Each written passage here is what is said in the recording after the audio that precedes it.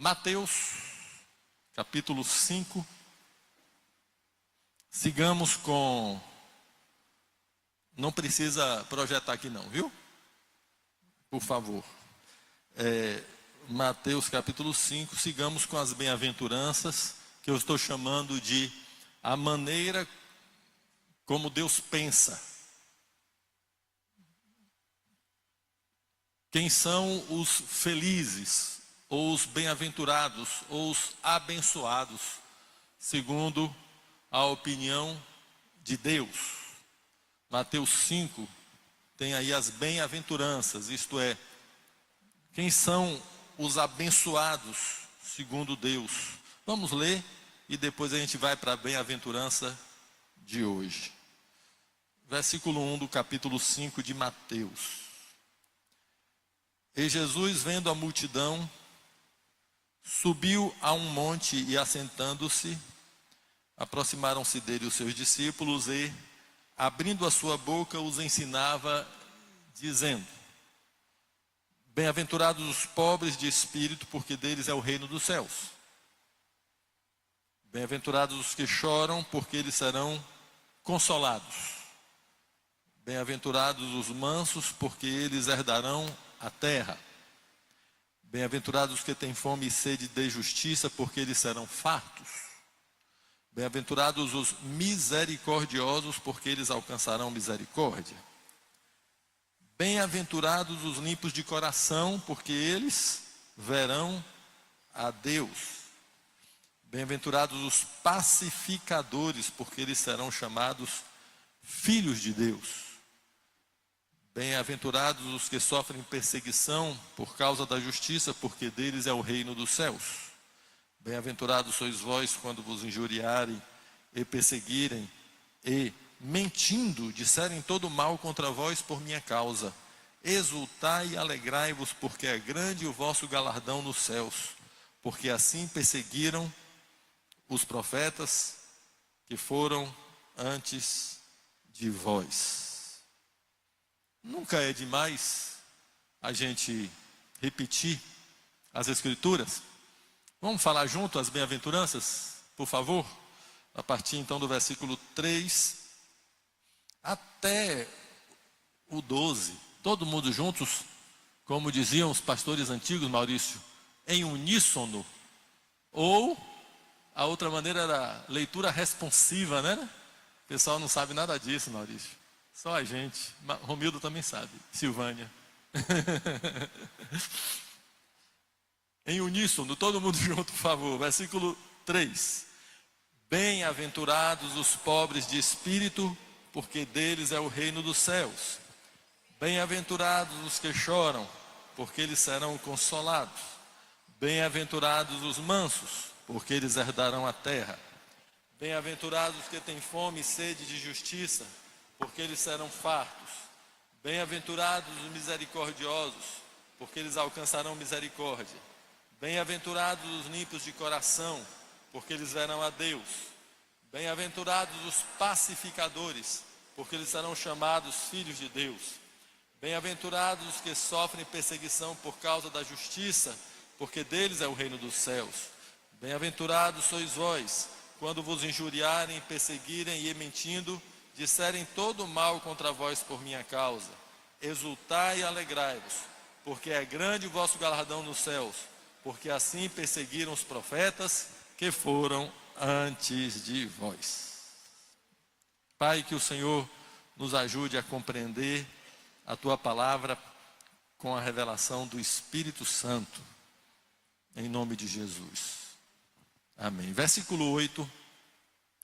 Bem-aventurados os limpos de coração, porque verão a Deus. Porque verão a Deus.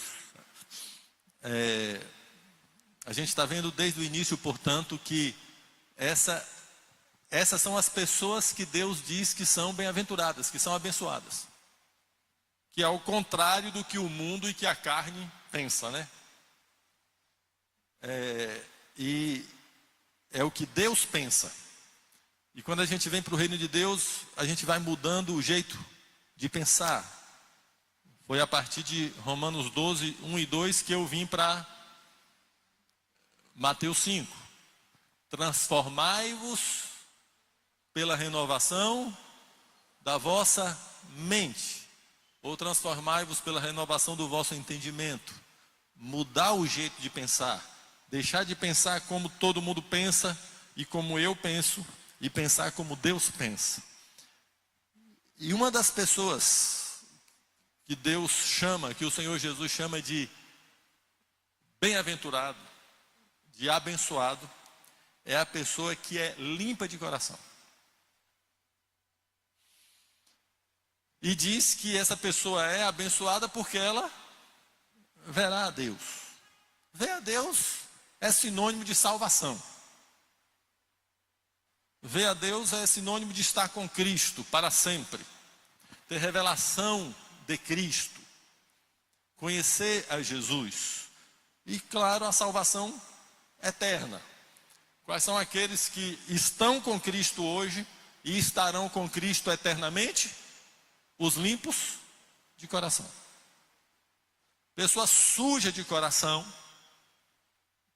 essa pessoa nunca terá revelação de quem é Deus e nunca estará com Ele. A Bíblia diz lá em 1 João que em Deus não há treva alguma. Deus é luz e nele não há treva alguma. Não há trevas em Deus. Não há pecado em Deus. Sequer Deus pode ser tentado pelo pecado. Deus não pode ser tentado. Deus não é tentado. Agora veja só.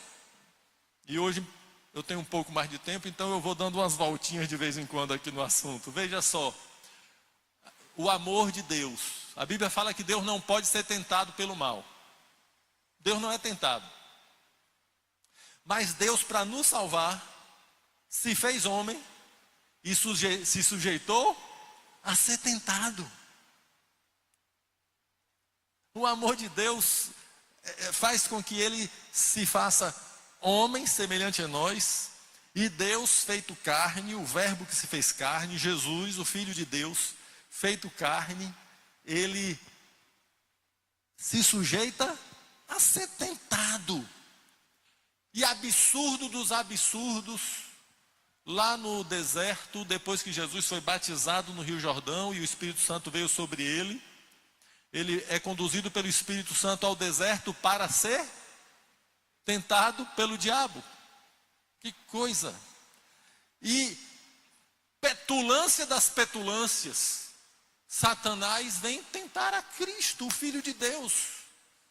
E Jesus se sujeita a ser tentado, mas Jesus vence a tentação pela palavra. Quando o diabo diz assim: já que você é o Filho de Deus, transforme essas pedras em pão. Aí Jesus responde como? Nem só de pão viverá o homem, mas de toda a palavra que sai da boca de Deus.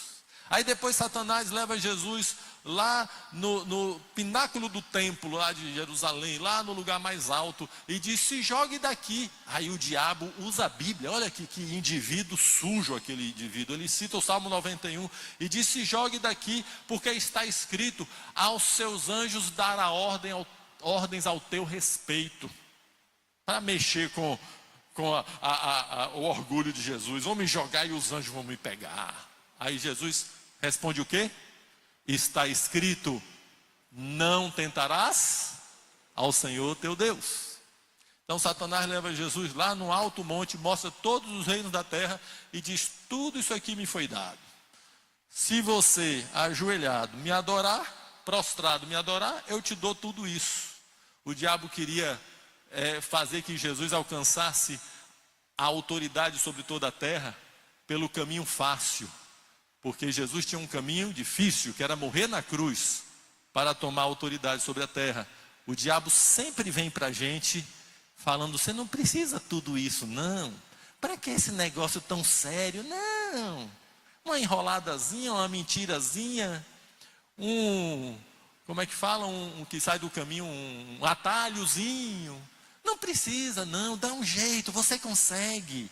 Enganando ou maltratando os outros, qualquer jeito, você dá um jeito para você conseguir o que você quer. Foi assim que o diabo veio fazer com Jesus. basta você adorar que eu te dou isso tudo. Aí Jesus responde o quê? Está escrito, ao Senhor teu Deus adorarás, e só a Ele darás culto. E Satanás vazou. A gente aprende com o Senhor Jesus a estar cheio com a palavra, que na verdade aprende isso para sempre. O que nos faz ficar firmes com Jesus é a palavra de Deus enchendo o coração da gente, no poder do Espírito Santo. Se a pessoa acha, não, eu vou ficar firme, eu vou ficar, e você está aí largado, só fazendo tudo que quer, né? Assistindo coisa o dia todo, ou fazendo coisa, sei lá, desligadaço, complica. É preciso estar cheio da palavra, conhecer as Escrituras, a Bíblia, com oração, no poder do Espírito Santo. Outro dia um rapaz veio conversar comigo sobre as lutas dele, em tal lugar, em tal lugar, em tal lugar. E aí eu perguntei, tu está orando e lendo a Bíblia? Não estava. Eu disse, eu não posso te ajudar. Se você não se encher com o Espírito Santo, não tem como isso. Se você não se encher da palavra, o Evangelho não é complicado não, é simples. Oração e Bíblia, ó. Vida com Cristo e comunhão com os irmãos. Aí eu disse para ele, seja homem de Deus, rapaz. Sabe o que é homem de Deus? Não se usa mais essa palavra, essa expressão, né? Se usava mais antigamente, não era? Ah, fulano é uma mulher de Deus, fulano é um homem de Deus. Eu disse para ele, seja um homem de Deus. Gente que dobra o joelho, que ora, que busca Deus, que abre a Bíblia. Aí não tem isso, aí depois vem, porque acontecendo tal coisa comigo. Acontecer coisa vai acontecer com gente. Aconteceu com Jesus, olha o diabo tentando Jesus, ó. Não era para o diabo, não era para o diabo, na hora que estiver encostando com Jesus, ficar igual aquele negócio daqueles filmes de ficção científica, que tem uma proteção assim, e o diabo tomar um choque, não era? Quando Jesus estava chegando e tinha um cara endemoniado, os demônios gritaram de lá de longe, não foi? O que é que o senhor está vindo fazer aqui? Está vindo perturbar a gente? Pois é, com Satanás não era para ter o chefão, não era para ter acontecido a mesma coisa? Mas não aconteceu, por quê? Porque tem hora que Deus deixa a gente assim, para ser provado. E o que vai nos sustentar é o que sustentou Jesus. Jesus estava orando e jejuando no deserto. E na hora que veio a tentação, palavra, aqui no coração, Bíblia, oração, poder do Espírito Santo. Dei uma escapadazinha aqui, para falar isso que talvez sirva para alguns de vocês. Como é que está a tua vida com Deus, de oração, de leitura bíblica? Ah, mas eu estou assim, eu vou ler, atualmente eu estou assim, todos os dias assim, eu leio, está meio difícil, leia é difícil mesmo. Ah, esses dias eu estou lendo, não estou entendendo nada, leia sem entender nada. Leia a Bíblia e dobra esse joelho velho aí, ó, em oração. Não é não? É. Hein? Não, tá hora em pé, ajoelhado no coração, que o joelho não está aguentando dobrar. Aqui fala que os limpos de coração verão a Deus. Os que andam com Cristo aqui, perseveram aqui, vão estar diante de Deus naquele dia da volta de Jesus. Os limpos de coração. Vamos procurar, é o que eu tenho feito nesses dias, procurando textos bíblicos que nos ajudam a entender as bem-aventuranças. Hebreus 12, a partir do versículo 14 até o 17. É um texto que vai falar também disso, de ver ao Senhor. Hebreus 12, 14 a 17. Abramos nossas Bíblias ou acessemos nossos tablets e celulares.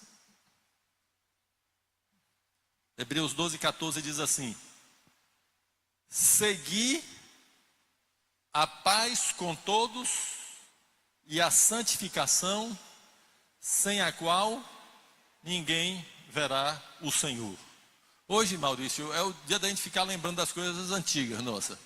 Esse é um dos versículos que eu aprendi logo quando era criança. Quem for mais antigo aqui também deve ter aprendido. Decorado. Vamos falar juntos? Por favor?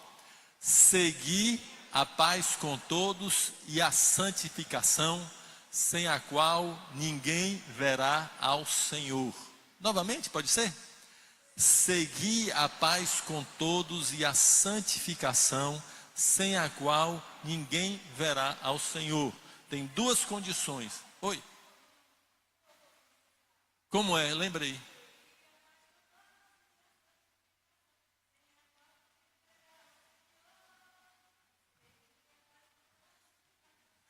Lembrei, está aqui passando na cabeça, tá? É Bíblia pura, esse corinho aí. Segui a paz com todos e a santificação, sem a qual ninguém verá o Senhor. Sem santificação, ninguém verá a Deus. E a bem-aventurança diz: bem-aventurados os limpos de coração, porque eles verão a Deus.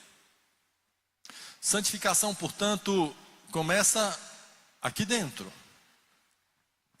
É um coração limpo. É um coração limpo.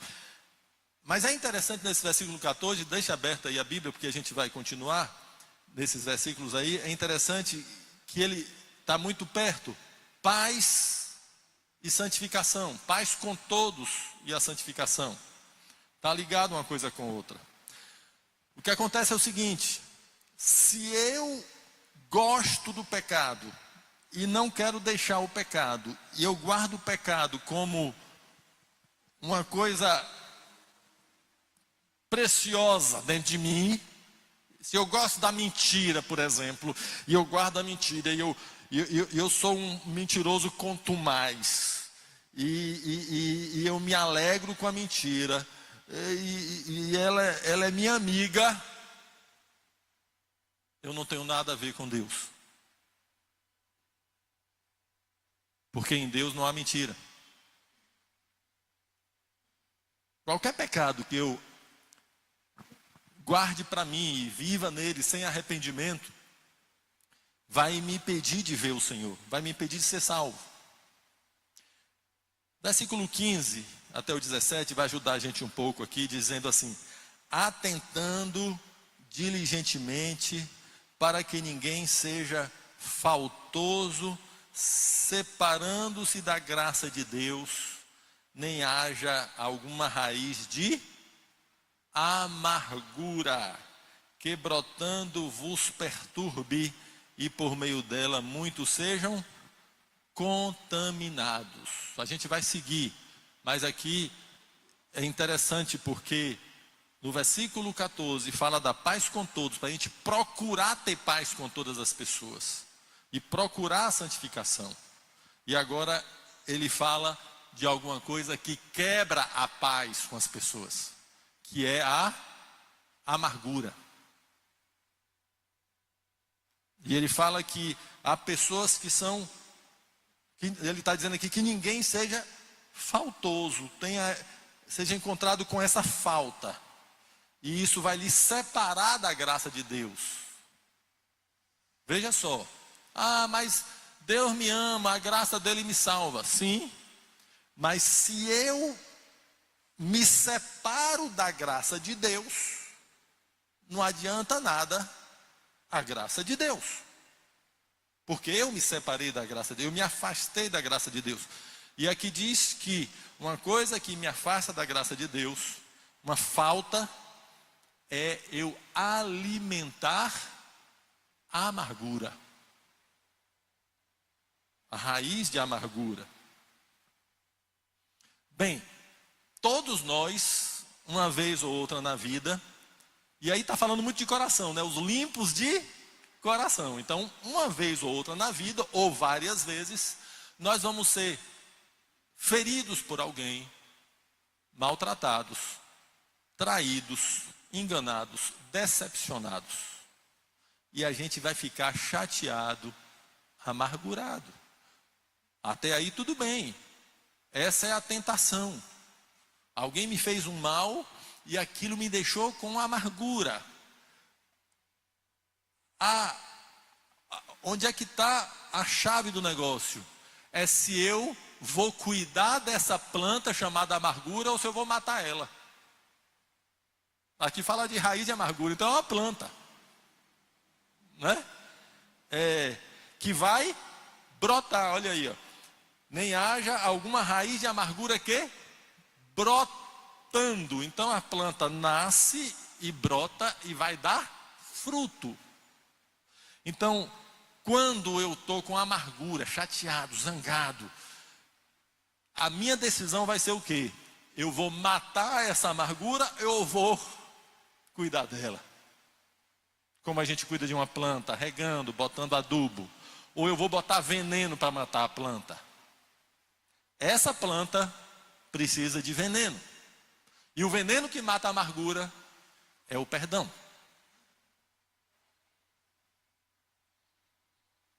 Então aqui ele está dizendo, não cuide dessa plantinha quando você estiver amargurado, porque todo mundo vai ficar, e aí tem gente, todo mundo vai ficar amargurado uma vez ou outra na vida, ou várias vezes.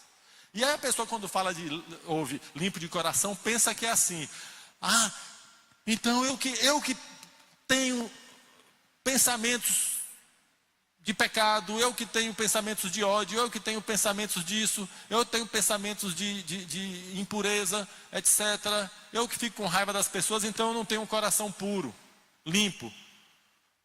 Não, todo mundo tem esses problemas no coração.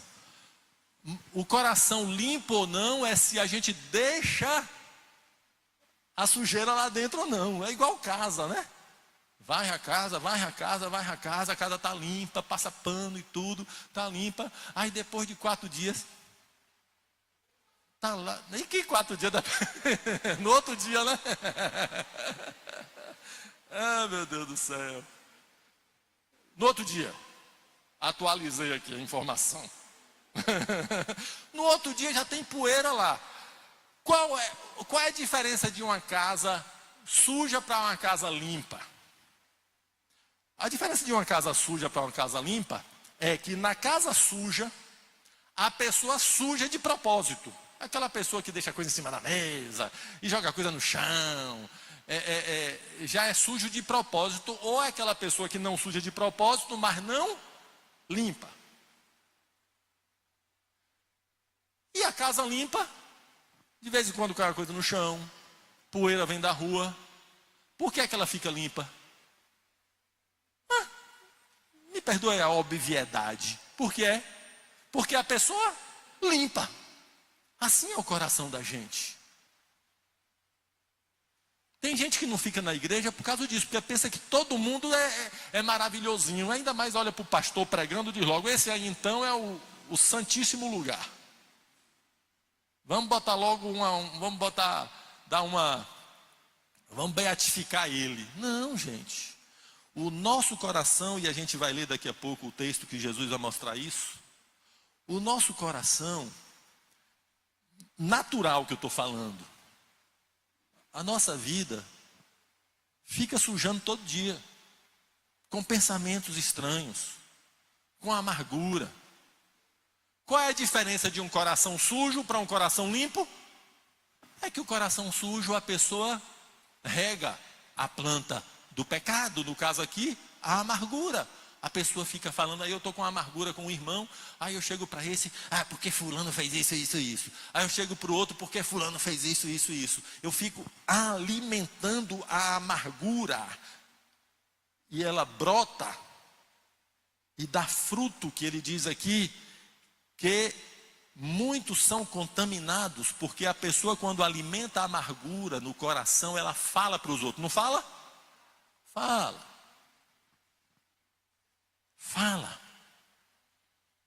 E aí espalha o veneno.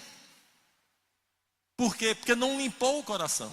E o coração limpo é porque a pessoa limpou. E a gente limpa confessando. Alguém diz o seguinte: é melhor confessar tentação do que confessar pecado. Então, quando você tiver com suas tentações aí, tentação é normal, todo mundo tem. Peça socorro a Deus em oração e peça socorro aos irmãos, para que a tentação não vire pecado. Consegui explicar, gente? Esse negócio da tentação não virar pecado está em Tiago, mas eu não vou para lá, senão eu vou gastar meu tempo todo logo no primeiro capítulo de Tiago. Mas quando fala bem-aventurados os limpos de coração, não é a pessoa que não tem erro, não é a pessoa que nunca pensa besteira, é a pessoa que trata os erros, trata as besteiras, que confessa seus pecados, que pede ajuda nas tentações. Mantenha o seu coração limpo. E não é de 4 em 4 dias. É toda hora. Amém, gente? Não deixe besteira acumular aí nessa tua cabeça velha, não. Viu? Não deixa. Ora, fala com os irmãos, pede ajuda. Cuidado com raiz de amargura. Versículo 16, voltando aí para Hebreus 12, versículo 16. Nem haja algum impuro ou profano, como foi Esaú, o qual por um prato de comida, um repasto, vendeu o seu direito de primogenitura. Pois sabeis também que posteriormente, querendo herdar a bênção, foi rejeitado, pois não achou lugar de arrependimento, embora com lágrimas o tivesse buscado. Ele fala então, cuidado com a amargura no seu coração, perdoe. Se você tiver numa situação de amargura tão forte que não está conseguindo perdoar, decida perdoar. Ah, mas eu não estou sentindo, não precisa sentir não. Você decide, você fala, está perdoado, em oração. E pede para alguém orar com você. E a graça de Deus vai limpar o coração. Na verdade, nesse momento agora, eu oro e peço a Deus que aconteça um milagre em alguma pessoa que está aqui nesse lugar. Tem coisa que te marcou muito. E você pensa que até Deus te abandonou porque deixou você passar por aquilo. Não, Deus chorou com você. E Ele te guardou, tanto é que você está aqui agora. E nesse instante, a presença de Deus, o Espírito Santo no teu coração, eu oro para que seja tão real, que um alívio que você nunca sentiu, você começa a sentir agora. E você vai ficar livre dessa amargura. Diz amém comigo? Amém. É assim mesmo. A gente vive por fé. Aí agora o escritor aos Hebreus fala de outra situação que pode deixar o coração sujo, que é a impureza, ou ser profano. É assim, ó. O profano é a pessoa que troca as coisas santas pelas coisas impuras. É a pessoa que não valoriza o que é santo, por causa do seu próprio interesse. Foi assim que Esaú fez. Esaú tinha o direito de filho mais velho, o direito de primogenitura. Por causa de um prato de comida, ele troca aquilo que era tão grande por um prato de comida para matar a fome dele. Isso começa no coração. É a pessoa que começa a desprezar aos pouquinhos as coisas de Deus. Ah, não sei para que orar, não sei para que ler a Bíblia, não sei para que estar com os irmãos, não sei para que estar em reuniões com os irmãos, eu não sei por que confessar pecado, eu não sei por que esse negócio de ser santo, e a pessoa começa aos pouquinhos a desprezar as coisas santas. Tem uma hora que acontece o que aconteceu com Esaú. A pessoa despreza, quando quer de volta, perdeu. Toma muito cuidado com isso. Toma muito cuidado com os teus direitos. Mas eu tenho direito. Esaú tinha direito de comer um prato de comida. E comeu. E perdeu o que era grande, o que era santo. Perdeu o direito de ser o herdeiro do seu pai, da maior parte da herança, e de estar na linha da genealogia de Cristo. Toma muito cuidado quando se você vier essa tentação começar a desprezar, não levar tão a sério, porque você está cuidando da sua vida para se virar na vida. Não despreze o que é santo. Salmo 15.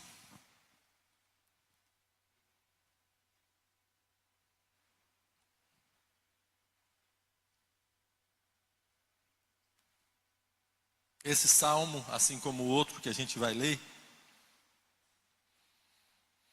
ele fala isso, de estar na presença de Deus, porque o assunto é: bem-aventurados os limpos de coração, porque verão a Deus. Aqui diz no Salmo 15, quem é que estará na presença, quem é que habita na presença de Deus. Versículo 1.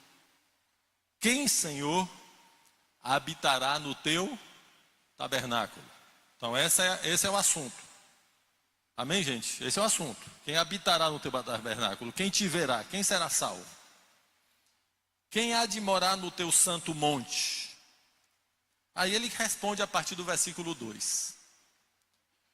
O que vive com integridade.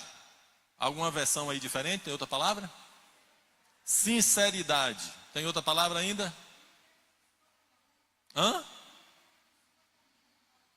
Íntegro. Vida correta. E pratica a justiça e de coração fala a verdade. Vida correta, integridade. Daqui a pouco a gente continua aí no versículo 3. Integridade é uma pessoa de coração inteiro e não dividido. A pessoa dividida é uma pessoa que diz uma coisa aqui e diz outra lá. É uma pessoa em quem não se pode confiar. É como se eu dissesse para Denise, quem está visitando, Denise é minha esposa. É como se eu dissesse para Denise: eu te amo, meu amor. Eu vivo com você 95%, 98%, 99% da minha vida é para você. Mais 1% é para uma mulher lá do outro lado da cidade. Denise iria aceitar? Oh, como ele me ama, 99%. Ela iria aceitar um marido que tem outra mulher, que dá 1% da sua vida lá? Isso é um homem que não é íntegro. Quando a gente se converte, o Senhor Jesus nos faz inteiros, íntegros, verdadeiros. A falsidade, a mentira, vai ser agora abominada da nossa vida. Pratica a justiça, nós vimos isso semana retrasada. Pratica a vontade de Deus e de coração fala a verdade. Versículo 3. Quem é essa pessoa que habita na presença de Deus? O que não difama com a sua língua, não faz mal ao próximo, nem lança injúria contra o seu vizinho. É a pessoa que não é fofoqueira. É a pessoa que não usa de maledicência. É a pessoa que não fica falando dos outros. Agora, olha aqui para mim, por favor, porque eu quero fazer um comentário, porque relembrando, Maurício, tanto tempo nós na igreja, às vezes a gente vê alguns irmãos que são um pouquinho espertos. A pessoa vai corrigir um irmão e a pessoa fala assim: mas Deus conhece o meu coração. Às vezes é um irmão que falou mal do outro, falou uma irmã que fofocou, brigou, fez intriga. A gente, minha irmã fazendo isso, Deus conhece o meu coração. Porque quando fala de limpos de coração, fica parecendo que é uma coisa assim, que está lá escondida. Não está escondida. Vem para fora fácil. E vem, ó, por aqui, ó. Daqui a pouco a gente vai ler, eu acho que vai. Que a boca fala do que o coração está cheio. É interessante então que o versículo 2 termina de coração fala a verdade. E no versículo 3 diz de coisas que saem pela boca e mostram um coração sujo.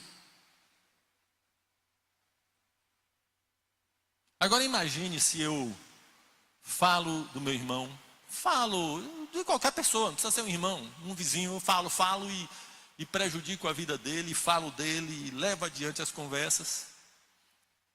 E aí Deus me chama assim: vem cá, o que é que você está falando do meu filho? Né? E aí? Quem habitará na casa do Senhor? No monte do Senhor? Quem não é maledicente.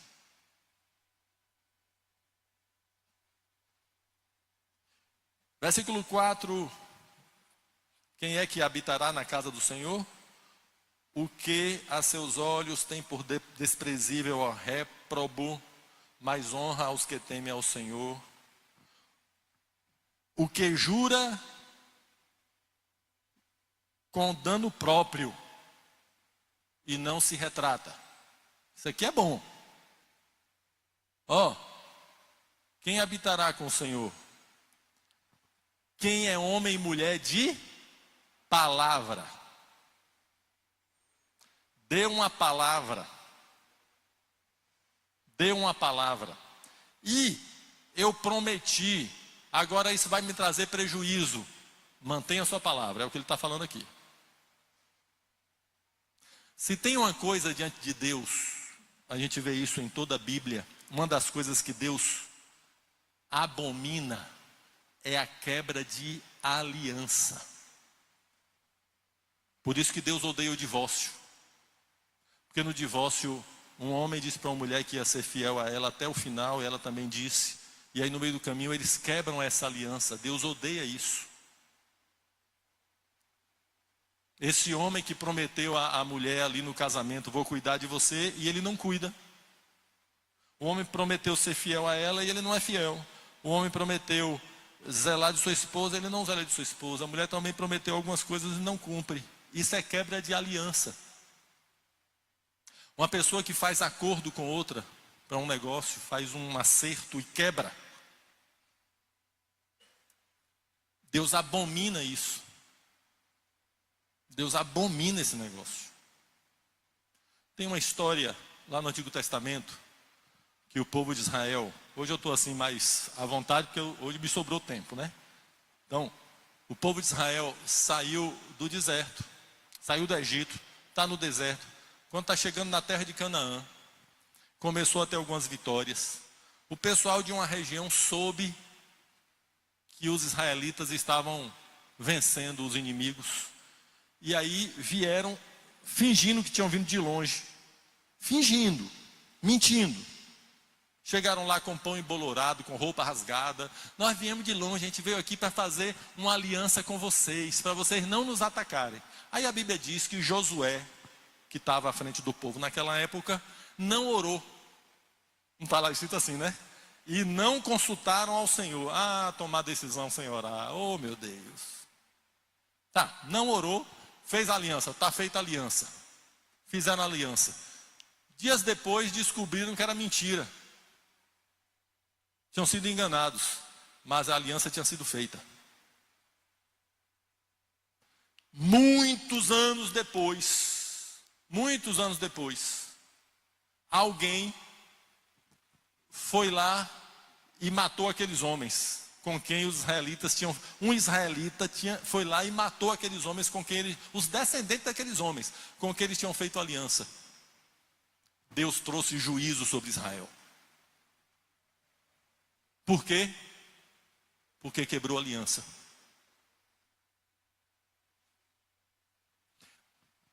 Discípulo de Jesus é honesto. Tem amém para isso?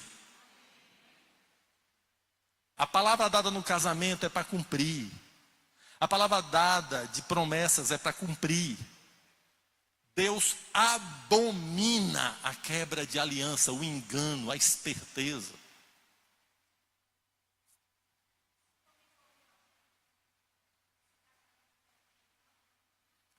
Tem uma pergunta ali, que aí já entrou por outro caminho, se há violência no casamento, vamos dizer assim, se esse casamento deve perdurar ou não. Não, onde dá violência não deve perdurar. Não deve perdurar. Eu estou falando de pessoas que elas tomam esse homem violento está quebrando uma aliança. Ele no dia do casamento, ele não prometeu, eu prometo te meter a mão todo dia. Não, ele não prometeu isso. Ele prometeu, eu prometo te amar. E agora ele é violento, ele está quebrando a aliança dele. Quebra de aliança diante de Deus é um negócio muito sério. Revela coração imundo. Mas é qualquer aliança, aliança de amigos, amigos que andam juntos. E aí eu começo a ser infiel a meu amigo. Eu prometo que vou fazer. É coisa muito simples, as coisas não são filosóficas não. Não são não. Alguém me contrata para eu varrer um local como esse. Eu cobrei tanto. Aí eu varro 2/3 do espaço e o restante eu deixo sem varrer e recebo o dinheiro todo. Como é o nome disso? Quebra de pacto. Porque foi feito um acerto. Discípulo de Jesus vai fazer um trabalho, ele faz o que ele prometeu. Vai pagar, ele paga o que ele prometeu, ou paga mais. Estou conseguindo explicar, gente? É muito simples. É muito simples. Ele cumpre o que ele promete. Versículo 5. Quem é que vai estar diante do Senhor? O que não empresta o seu dinheiro com usura, cobrando juro, nem aceita suborno contra o inocente. Não tem juiz que faz assim? Está julgando um caso, aí o cara que é rico vai e dá suborno, o juiz aceita, para julgar a favor do rico contra o pobre. Eu falei sobre isso aqui uns dias atrás, que não é só no caso de juiz não. É no caso quando a gente gosta de uma pessoa e não gosta de outra. Aí a pessoa que a gente gosta pisa no pé da gente, a gente perdoe. Não, está perdoado, meu pé até estava precisando de uma massagenzinha. Mas a pessoa que eu não gosto pisa no meu pé, me perdoe. Tá bom. Ó, fulano, pisou no meu pé. Você percebe como eu trato diferente? Porque um eu gosto, o outro eu não gosto? Isso é injusto. O suborno que eu estou aceitando aqui não é de dinheiro, é de amizade, né? Quando a gente analisa as coisas, a gente não vai analisar de acordo com o nosso querer, mas tem que analisar de acordo com a justiça de Deus. Salmo 24, por favor. Salmo 24, mesma coisa. Versículos 3 e 4. Quem subirá ao monte do Senhor? Quem há de permanecer no seu santo lugar? Quem é? Vamos falar juntos? Versículo 4. O que é limpo de mãos e puro de coração. Quem não entrega a sua alma à falsidade ou à vaidade, nem jura dolosamente. Aí está dizendo. Mesma coisa que Jesus fala lá, bem-aventurados os limpos de coração. Quem é esse de limpo de coração e puro limpo de mãos e puro de coração? Que não é falso, a pessoa que não é falsa, que não é hipócrita, e que também cumpre o que fala, quando diz aqui, não jura com engano, dolosamente. É a pessoa que é verdadeira, a pessoa que fala, o que fala, cumpre. Último texto, penúltimo texto, Mateus 15. Eu iria ler 20 versículos, só vou ler 2 ou 3. Mateus 15.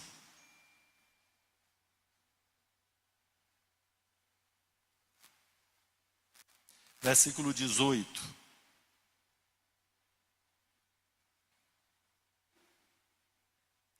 Mas o que sai da boca vem do coração. Olha aqui para mim, por favor, antes de continuar. Então é fácil eu saber o que é que está enchendo meu coração. Ao invés de dizer, Deus conhece meu coração. Não é assim não. É fácil eu saber o que é que está no coração da pessoa, ou saber o que está no meu coração. É fácil. É o que a pessoa fala muito. Por exemplo, o que é que está no coração de Maurício Zene? Evangelizar essas crianças, só fala disso. Fica me mandando um WhatsApp todo dia. Estou criticando não, estou gostando. Mas é porque está no coração. Aí o cara que só fala do time de futebol. Teve uma época, graças a Deus acabou, que a gente tinha uma reunião de tarde. A reunião era de tarde, no domingo de tarde. Quando terminava o culto, a pessoa já vinha assim, dizer, ganhou, perdeu. E não tinha internet naquela época não. A pessoa que ia correndo para o rádio do carro ouvir. De que é que o coração dela estava cheio? Futebol. Estava pecando? Não. Só que estava cheio de futebol. A pessoa que fala de Jesus, o coração está cheio de quê? De Jesus. Não é não? Versículo 18. Mas o que sai da boca vem do coração, e é isso que contamina o homem. Porque do coração procedem maus desígnios, assassinatos, adultérios, prostituição, furtos, falsos testemunhos, blasfêmias. São estas as coisas que contaminam o homem. Mas o comer sem lavar as mãos não o contamina. Não está falando de Jesus, não está falando aqui para não lavar a mão com higiene não. Isso aqui é uma coisa lá religiosa da época lá, tá? Do coração sai tudo isso. Então eu tenho que tratar de quê? Do coração. Cortar a raiz no coração, para que não saiam essas coisas. Agora sim, o último texto. Provérbios, capítulo 4. Agora nós vamos ouvir a voz do nosso Pai falando com a gente. Veja que Pai cuidadoso. Deus Pai falando com a gente. Olha, filha minha, filho meu. Olha Deus falando com a gente, filho meu. Não fiquem irritados comigo não, é porque eu quero chamar a atenção de que Deus está falando com a gente, chamando a gente de filho. Olha que carinho, filha minha, filho meu. Atenta para as minhas palavras, aos meus ensinamentos, inclina os ouvidos, não os deixes apartar-se dos teus olhos, guarda-os, os meus ensinamentos, guarda-os, aonde? No mais íntimo do teu coração. Porque esses mandamentos são vida para quem os acha e saúde para o seu corpo. Versículo 23, a gente tem que ler junto, não tem não? Por favor. Sobre tudo o que se deve guardar, guarda o coração, porque dele procedem as fontes da vida.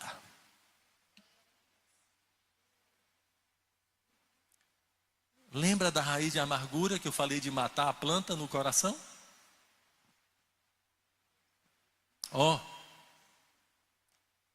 Guarda o teu coração. Não deixa o teu coração ficar sujo. Não alimente amargura, não alimente mentira, não alimente revolta, não alimente ambição de riquezas, não alimente medo, porque tudo isso vai ficar perturbando a mim e a você, querendo fazer morada no teu coração o tempo todo.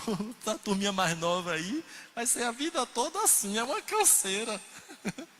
Mas se vocês aprenderem desde novinhas a guardar o coração, a gente consegue limpar o coração, não é de 4 em 4 dias, todo dia.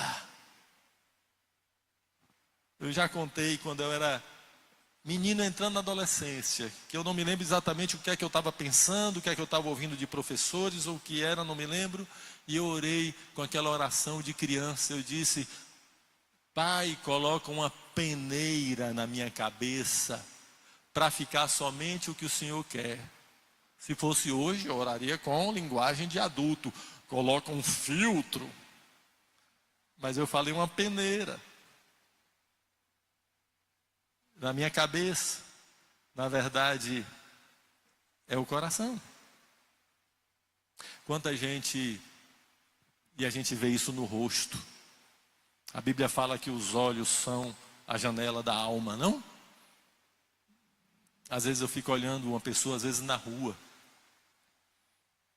e aquela pessoa, aquele olhar amargurado, dá para ver na cara a amargura.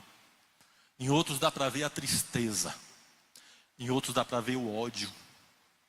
Em outros dá para ver a esperteza. Olha no olho da pessoa, na cara da pessoa a gente vê uma pessoa esperta. Eu não estou falando de fazer julgamento não, tá? Não é isso não. Estou falando assim, tem determinado... Na cara da pessoa às vezes está a depressão. E eu fico pensando assim, essa pessoa foi uma criança. E quando criança, ela não tinha nada disso. E a vida tornou essa pessoa bruta.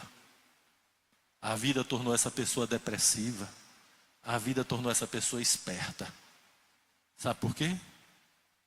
Porque o coração ficou cheio de brutalidade, de esperteza, de depressão, de medo. A pessoa não cuidou do coração. A pessoa não pediu ajuda, a pessoa não orou, a pessoa não encheu o coração com a palavra de Deus, a pessoa não confessou quando pecou, a pessoa não pediu socorro, a pessoa não tratou, a pessoa regou aquelas plantas venenosas. Mas ainda há esperança. O Senhor Jesus é aquele que perdoa os nossos pecados e levou sobre ele as nossas dores. E ele limpa o coração mais sujo que houver. O sangue de Jesus nos purifica de todo pecado. O sangue de Jesus cura as nossas mágoas. O sangue de Jesus nos liberta das escravidões da vida. E a pessoa, por mais dolorida que esteja, mais sofrida, mais maltratada, em Cristo Jesus ela alcança alívio. Ele é o nosso descanso. Jesus é o teu descanso. Jesus é o nosso sorriso no meio das lágrimas. Jesus é a nossa paz no meio da angústia. Jesus é o nosso perdão para os nossos pecados. Jesus é o nosso coração limpo. Ele não pecou. Ele não pecou, foi tentado em tudo. Foi tentado em tudo, mas na sua boca não se achou engano. Foi tentado em tudo, mas sem pecado. E agora ele pôde pagar os nossos pecados. E ele ressuscitou. E lá em Hebreus diz que ele é um sacerdote, sumo sacerdote, que pode interceder por nós. Porque ele sofreu tudo que sofremos. Ele passou por tudo que passamos. Ele foi tentado em todas as coisas. Então ele intercede diante do Pai e diz: Pai, perdoa. Ele confessou: eu sei o que é isso, Pai. Pai, cura, porque eu sei o que é isso. Pai, ele está sendo tentado, socorre, porque eu sei o que é isso. Ele se fez homem e ele levou sobre ele todos os nossos pecados. Bendito seja o nome do Senhor. Nós podemos ter um coração puro, não é porque a gente se esforça. A gente pode ter um coração puro porque Jesus tem um coração puro. E ele vem morar em nós. E ele diz: tirarei o coração de pedra e colocarei um coração de carne. E agora nós vamos andar com o coração limpo, para ver a Deus. E se a gente pecar, confessa, porque não vamos deixar raiz de pecado no nosso coração. Graças a Deus. Bem-aventurados os limpos de coração, porque eles verão a Deus.